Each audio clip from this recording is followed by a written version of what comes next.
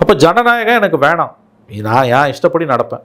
தூதுக்குழு அனுப்புகிறேன்னா எதிர்க்கட்சி தலைவர் அனுப்ப மாட்டேன். எதிர்க்கட்சிகளுக்கு உள்ளே இருக்கக்கூடிய அந்தந்த எதிர்க்கட்சி தலைவர்களுக்கு சவாலாக இருக்கக்கூடிய அதிகார மையங்களை அனுப்புவேன். அது சசி தரூர், கனிமொழி, இவங்கெல்லாம் அந்த கேட்டகரி. கனிமொழியை ஒரு தூதுக்குழுக்கு அனுப்புனதை சாதாரணமாக நினச்சிடாதீங்க. For your kind information. அப்படி நினச்சிங்கன்னா உங்களுக்கு அரசியல் தெரியலன்னு அர்த்தம். அல்லது நீங்கள் பூனை கண்ணை மூடிங்கன்னா பூலோகம் இருண்டது உண்மையை பார்க்க மறுக்கிறதோட அர்த்தம். டிஎம்கேக்குள்ளே பிற்காலத்தில் வரக்கூடிய பல விஷயங்களுக்கு இப்பொழுதே விதைகள் தூவப்படுகின்றன, அவ்வளவுதான். அதனால் சிவசங்கர் மேனனோட அந்த பேட்டி ரொம்ப அற்புதமான பேட்டி, அது ரொம்ப சரியான பேட்டி. ஈரான் விவகாரத்தில் மோடி அரசு உடனடியாக செய்ய வேண்டியது, அங்கே சிக்கியிருக்கக்கூடிய 10,000 இந்தியர்கள் அதில் எல்லாரும் திரும்ப வரணும்னு விரும்ப மாட்டாங்க, சிலர் விரும்புவாங்க.